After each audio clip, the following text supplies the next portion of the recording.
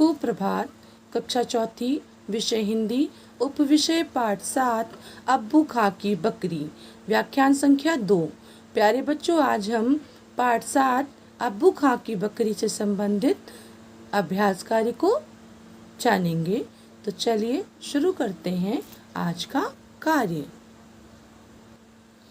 अभ्यास कार्य। पहले बेटा यहाँ दिए कुछ शब्दों को पढ़ते हैं, उच्चारण करेंगे इनका। पहला शब्द है अल्मोड़ा, दूसरा शब्द है चांदनी, तीसरा शब्द है इंतजाम, चौथा शब्द है विश्वास, पांचवा शब्द है चिल्लाना, छठा शब्द है वक्त, सातवां शब्द है झुंझलाहट, आठवां शब्द है कोशिश और नौवां शब्द बेटा खूंटा। एक बार फिर से पढ़ते हैं। पहला शब्द है अल्मोड़ा, दूसरा शब्द है चांदनी, तीसरा शब्द है इंतजाम, चौथा शब्द है विश्वास, पांचवा शब्द है चिल्लाना, छठा शब्द है वक्त, सातवां शब्द है झुंझलाहट, आठवां शब्द है कोशिश और नौवां शब्द है खूंटा। चलिए बेटा लिखित प्रश्न देखिए। ख दिया गया है, निम्नलिखित प्रश्नों के उत्तर लिखिए। नंबर 1, अब्बू खां ने बकरी का क्या नाम रखा था?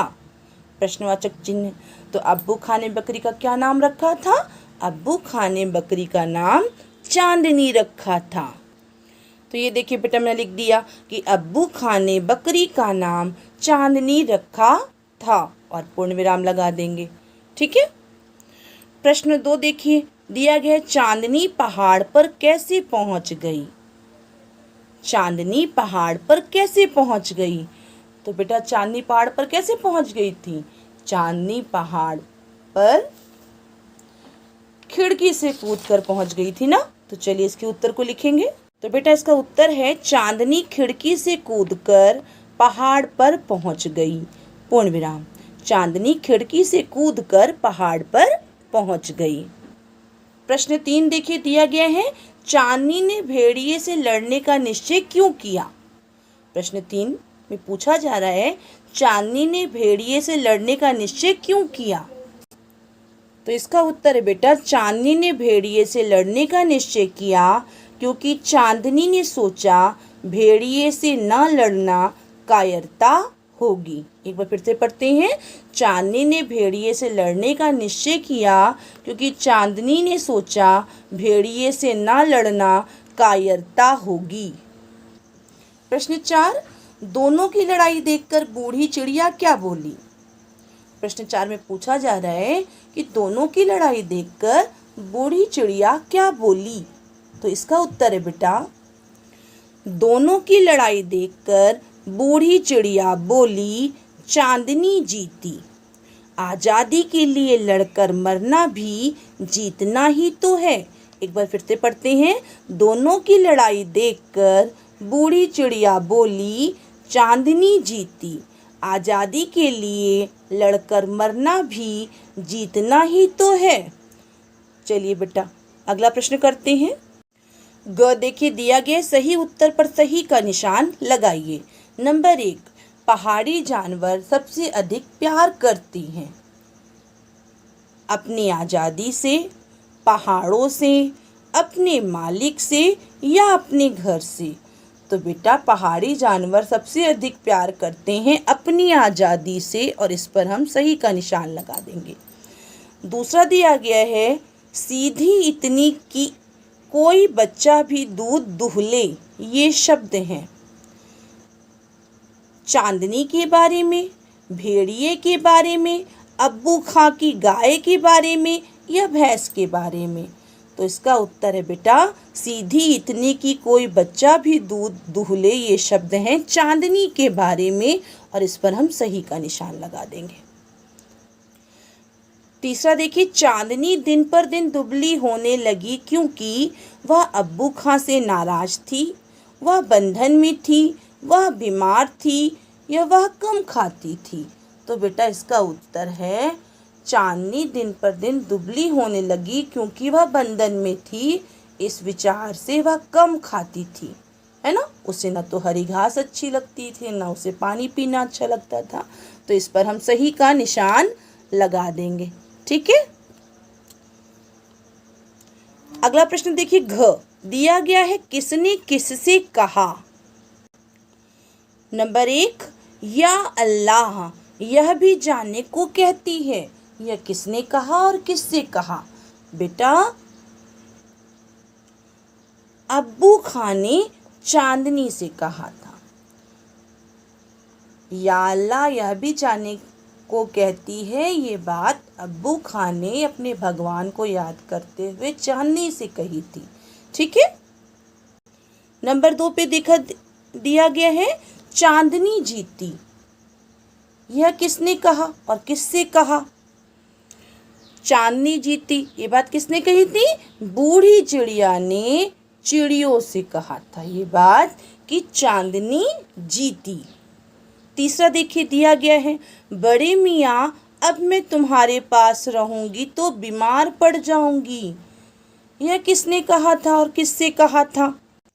तो बेटा, इस बात को चांदनी ने अब्बू खां से कहा था कि बड़े मियाँ अब मैं तुम्हारे पास रहूंगी तो बीमार पड़ जाऊंगी। देखिए, इस प्रश्न का उत्तर भी हमने कर लिया। चलिए अब अगला प्रश्न करते और समझते हैं। भाषा की बात। बेटा देखिए, दिया गया है, ऐसे शब्द जिनके 2 या 2 से अधिक अर्थ होते हैं अनेकार्थी शब्द कहलाते हैं। इनके अर्थ का अंतर सिर्फ प्रयोग से जाना जाता है। एक बार फिर से पढ़ते हैं कि ऐसे शब्द जिनके 2 या 2 से अधिक अर्थ होते हैं अनेकार्थी शब्द कहलाते हैं। इनके अर्थ का अंतर सिर्फ प्रयोग से जाना जाता है। तो यहाँ पर कुछ अनेकार्थी शब्द दिए गए हैं। चलिए इस प्रश्न को पढ़ते और समझते हैं। क दिया गया है, नीचे दिए गए शब्दों के अलग अलग अर्थ स्पष्ट करते हुए वाक्य बनाइए। देखिए, यहाँ पर शब्द दिए गए हैं और उनके अर्थ अलग अलग हैं। हमें इन्हें पढ़ना है और इनका वाक्य बनाना है। नंबर 1 पे दिया गया है कर। कर का अर्थ होता है बेटा हाथ, और कर का दूसरा अर्थ होता है चुंगी यानी कि टैक्स। नंबर 2 पे दिया गया है कुल। कुल का अर्थ होता है वंश, और दूसरा कुल, इस कुल का अर्थ होता है सब, यानी एक कुल का अर्थ होता है वंश और दूसरे कुल का अर्थ होता है शब्द। नंबर 3 पे दिया गया है तात। तात का अर्थ है पिता और दूसरे तात का अर्थ है मित्र। हमें क्या करना है, इन के वाक्य बनाने हैं। चलिए वाक्य बनाते हैं। देखिए बेटा, कर का वाक्य बनाते हैं। पहला कर है और कर का अर्थ है हाथ, तो इसका वाक्य बनाया मैंने, प्रधानाचार्य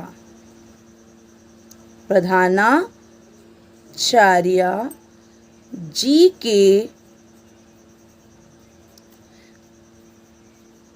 कर कमलों से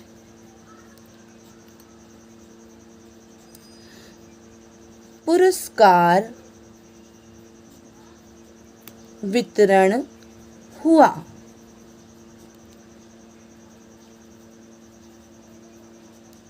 एक बार फिर से पढ़ते हैं। प्रधानाचार्य जी के, आप प्रधानाचार्य मैंने लिखा है, आप प्रधानाचार्य भी लिख सकते हैं। प्रधानाचार्य जी के कर कमलों से पुरस्कार वितरण हुआ। दूसरा दिया गया है कर, और इस कर का अर्थ होता है बेटा चुंगी, टैक्स। अब देखिए इसका वाक्य बनाते हैं, लिखेंगे, मेरे पिताजी ने कल कर जमा किया।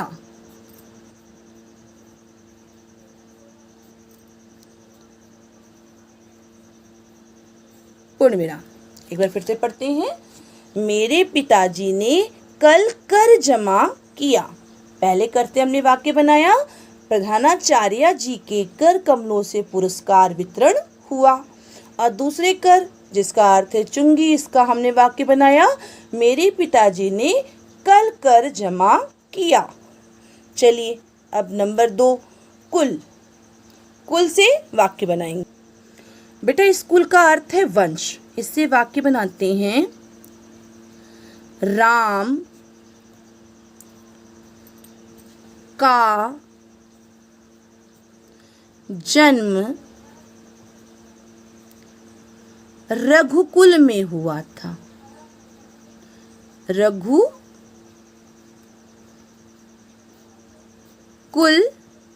में हुआ था।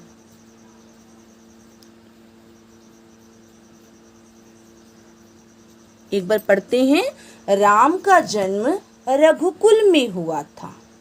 और दूसरे कुल का अर्थ है सब। तो इससे वाक्य बनाते हैं, उदय के पास कुल 10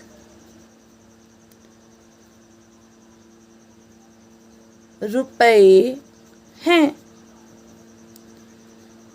एक बार पढ़ते हैं, राम का जन्म रघुकुल में हुआ था। और दूसरा हमने कुल से वाक्य बनाया है, उदय के पास कुल 10 रुपए हैं। अब नंबर 3 पे देखिए, तात। तात का अर्थ है पिता और एक तात का अर्थ होता है मित्र। तो इससे वाक्य बनाते हैं। पहला वाक्य बनाएंगे, तात पिता से वाक्य बनाते हैं, मेरे पूज्य तात, मेरे पूज्य तात कल आ रहे हैं। मेरे पूज्य तात कल आ रहे हैं। ठीक है, मेरे पूज्य तात कल आ रहे हैं। दूसरे तात का अर्थ है बेटा मित्र। मित्र से वाक्य बनाना है हमें, यानी तात से वाक्य बनाना। तात मित्र से वाक्य बनाते हैं बेटा। लिखेंगे, रवि मेरा तात है। रवि मेरा तात है। ठीक है, चलिए एक बार पढ़ते हैं। तात, एक तात का अर्थ है पिता। तो हमने वाक्य बनाया, मेरे पूज्य तात कल आ रहे हैं। और एक तात का अर्थ होता है मित्र। तो हमने वाक्य बनाया, रवि मेरा तात है। ठीक है, तो बेटा इस प्रकार से हमने भाषा की बात में प्रश्न का को कर लिया। अब आज का गृह कार्य। प्यारे बच्चों, आज मैंने आपको गृह कार्य दिया है कि अभिव्यक्ति हिंदी पाठ्य पुस्तक में पाठ 7 अब्बू खां की बकरी से संबंधित मौखिक प्रश्नों के उत्तर कॉपी में लिखो। आपको इस कार्य को सुंदर लेख में फॉर्मेट बनाकर करना है। अब चलिए कल दिए गए गृह कार्य की भी दोहराई कर लेते हैं। ठीक है, व्याख्यान संख्या 1 में मैंने आपको गृह कार्य दिया था कि अभिव्यक्ति हिंदी पाठ्य पुस्तक में पाठ 7 अब्बू खां की बकरी से संबंधित कठिन शब्द शब्दार्थ कॉपी में लिखो। आपने इस कार्य को कर लिया होगा। चलिए एक बार इसकी दोहराई करते हैं। पाठ 7 अब्बू खां की बकरी। कठिन शब्द, number 1 Himalaya, number 2 Almora, number 3 अकेलापन, नंबर 4 खूबसूरत, नंबर 5 विश्वास, नंबर 6 मुकाबला, नंबर 7 चांदनी, नंबर 8 झुंझलाहट, नंबर 9 चट्टान, नंबर 10 कुंडी, नंबर 11 खूंटा, नंबर 12 खड़खड़ाहट, नंबर 13 पैंतरा, नंबर 14 दो गुना, नंबर 15 लड़ाई, नंबर 16 भेड़िया, नंबर 17 आज़ादी, नंबर 18 चिल्लाना, नंबर 19 वक्त, नंबर 20 कोशिश। चलिए बेटा पाठ से संबंधित शब्दार्थ की भी दोहराई करते हैं। शब्दार्थ, नंबर 1 जानवर, जानवर का अर्थ है पशु। नंबर 2 दुहना, दुहना का अर्थ है दूध निकालना।